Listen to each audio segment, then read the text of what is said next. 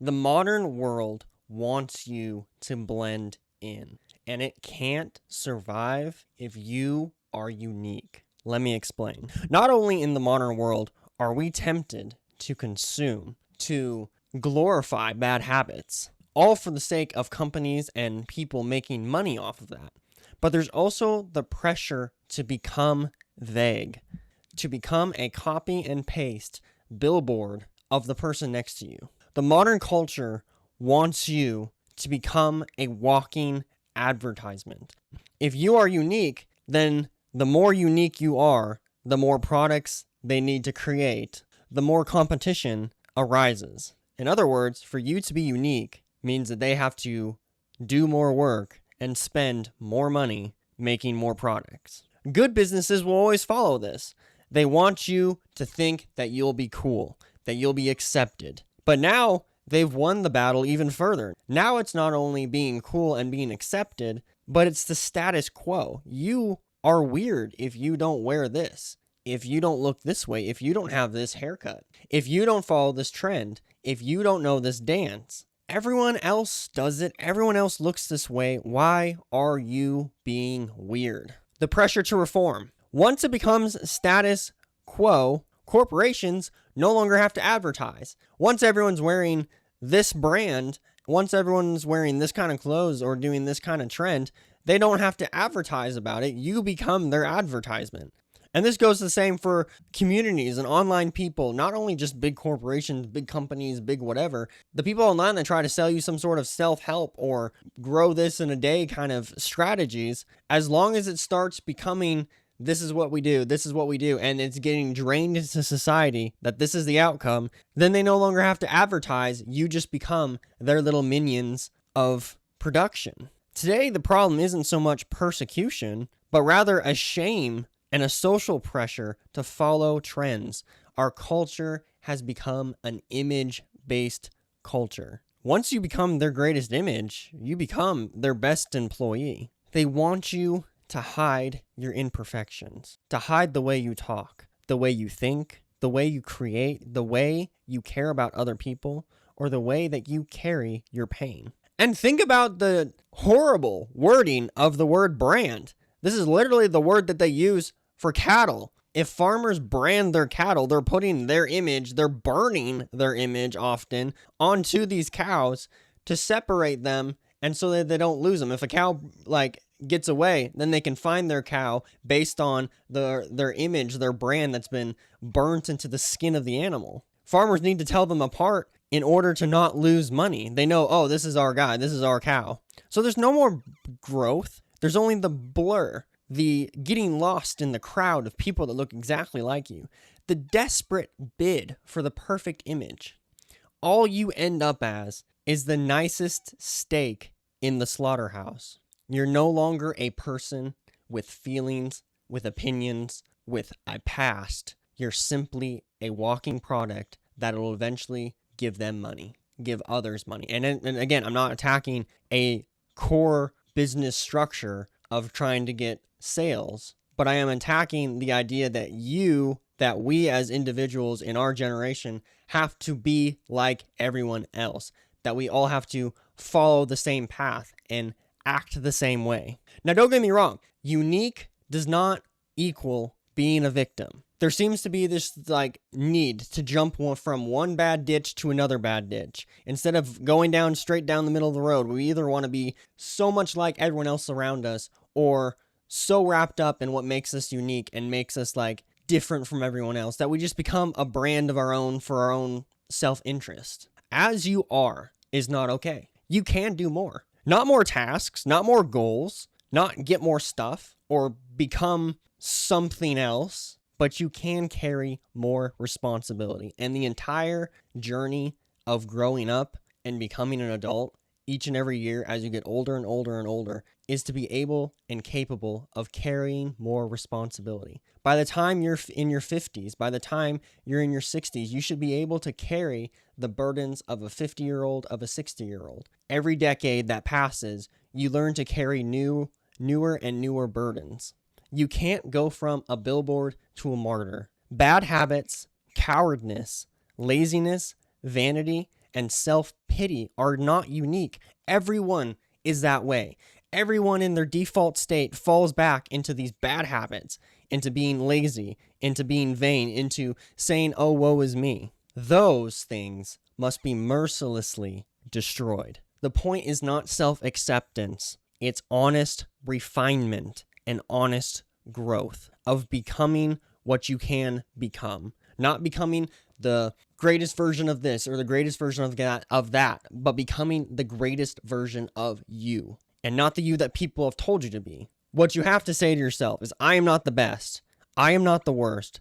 But that doesn't matter, because I should always try to carry what I know I should. So the false response is, you can't worship a metric that's constant measuring of how many followers you have, of how well your talent is received by other people, this constant scoreboard in your mind of where you stand in life. You can't worship victimhood, making pain your personality, but you also can't go into expression worship. The goal is not to talk about yourself. It's to make something from yourself. And there's a distinction there that I'm going to get into. Building outward, not building things to create another opportunity for you to talk about either your great upbringing or your bad upbringing or the pain and the misery in the past. No. Modern life wants you to be inwardly focused. It wants you to put great value into performance. The way to retaliate against this is to take the unique and bizarre blend of your upbringing as a child, of your pains, of your experiences, and letting them vomit outward. And it's such a strong word. I'm not asking you to go and just make a mess of the world around you, but to let that deep storm of what makes you you be brought forth into the world. Take what formed you and form something. How do you do this without making a statement?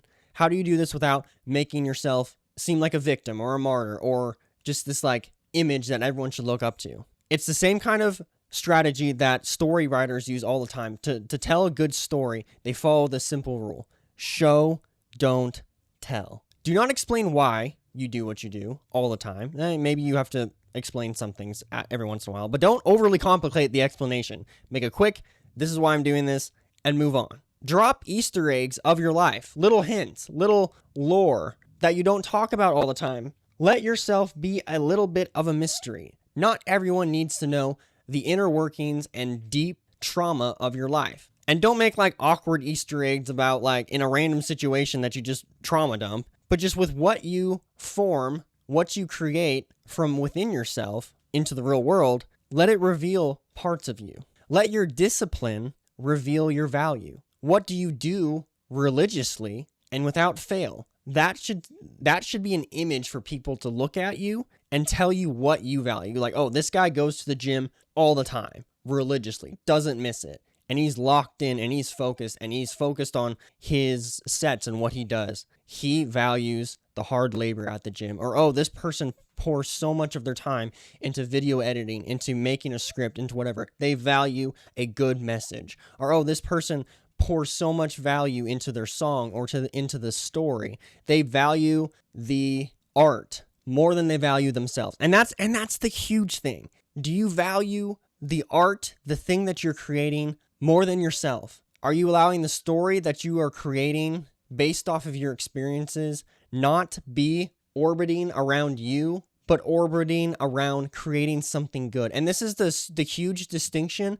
between, for instance, like old Renaissance painting and old medieval kind of art, is that back in the day, people were somewhat forced, honestly, almost, to create things about religious experiences, about Christ, about Christianity. They were kept into this zone of like, you don't really need to make paintings about these other things. They didn't make things about themselves. It wasn't a plastered image of how great they were or their accomplishments. They had to pour out. They had to pour out of themselves, forget themselves, and create something in the real world. Let your style, craft, your standards, your morals, and your diehard beliefs carry your legacy. Let your life speak and shut your dang mouth. Stop talking about what makes this unique, why you pursue this thing, and just actually live it.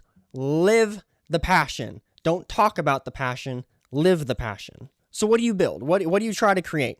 Some of the things I've already mentioned: art, videos, writing. But also this can go into business and to craft, into things that you create. Maybe you create, I know I have a friend that creates picnic tables I used to make wooden handles for like knives. I would buy the blade, and then I would make the handles for them in my garage growing up as a kid, in my family's garage, and I would just make a handle for it and like glue it on there. It was just simple. It was really dumb, and it was really easy to do, but I had something to pour myself into. And in the moment, I didn't listen to music. I didn't think about really anything except what I was doing. It's not about what exactly you end up doing, but that it's visible, that it's a visual embodiment of your inner life.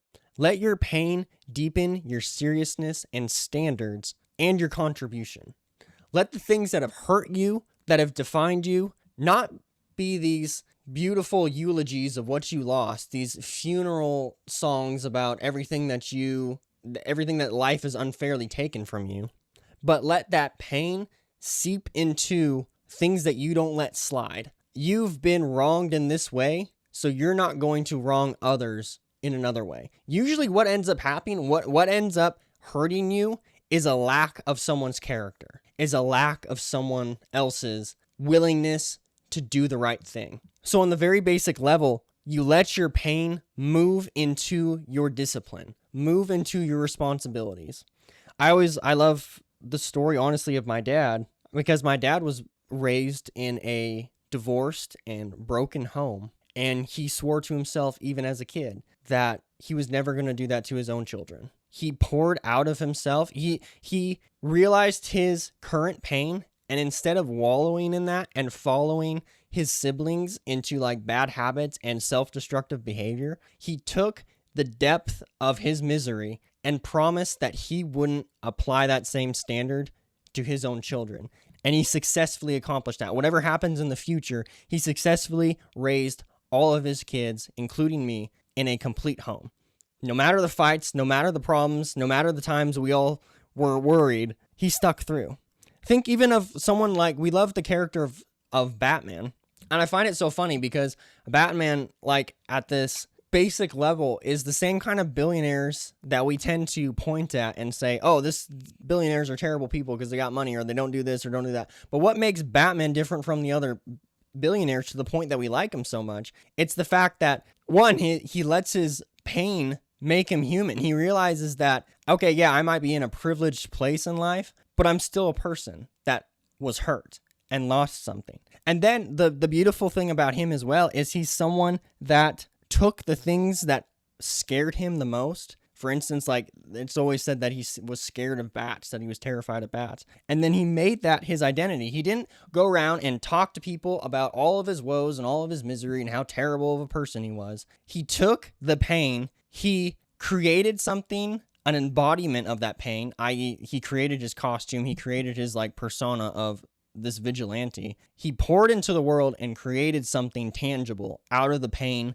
that defined him. And he didn't preach about it. He went out and lived in what he created. So I always love to leave my videos with a practical attack. Like, it's great. Okay, cool. You heard all this great stuff.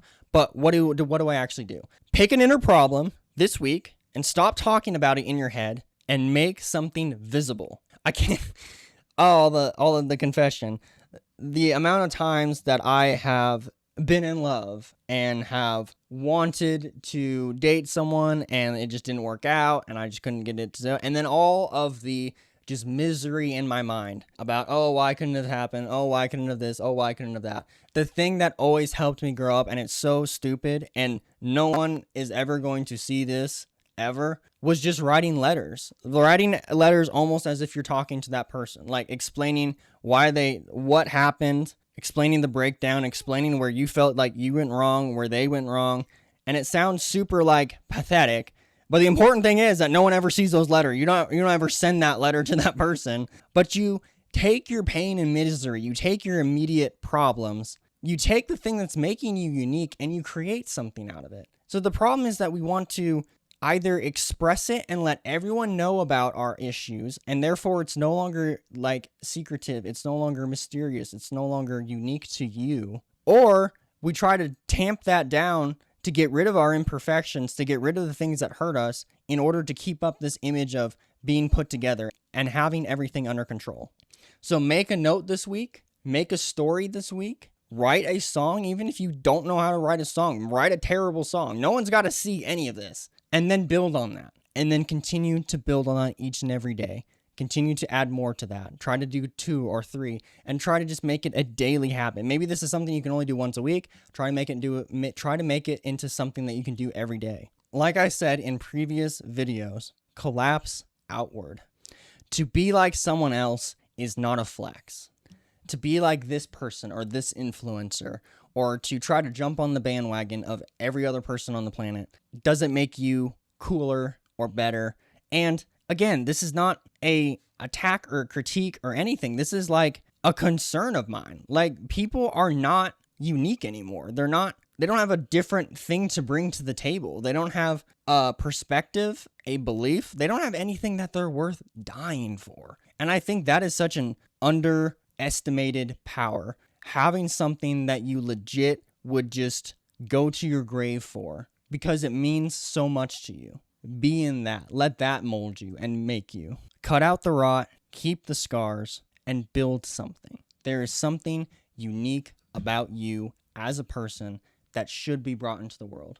Thank you, everyone who watched all the way to the end. I really appreciate it. And man, I've gotten the greatest comments in some of my last videos of people that have just encouraged me and have really helped me out. And like, that's what I want to be. That's what I want to see happening in these videos, like an open discussion. And again, I end with this, and I want to try to end with this with every video. Don't agree with me. Don't just, I love the encouragement. Don't get me wrong. Don't just go in there and bash me for no reason. But if there's something that you felt stood out and maybe needs to be spoken about more, please, in the comments, go farther, explain more, do what I couldn't have done. If you think there's something that I should work on, that I need to refine, that I need to do better, like, don't just let this be a passive time of input from me into you. Like, please, I'm all for and I'm willing to listen to other people's inputs into me. Thank you.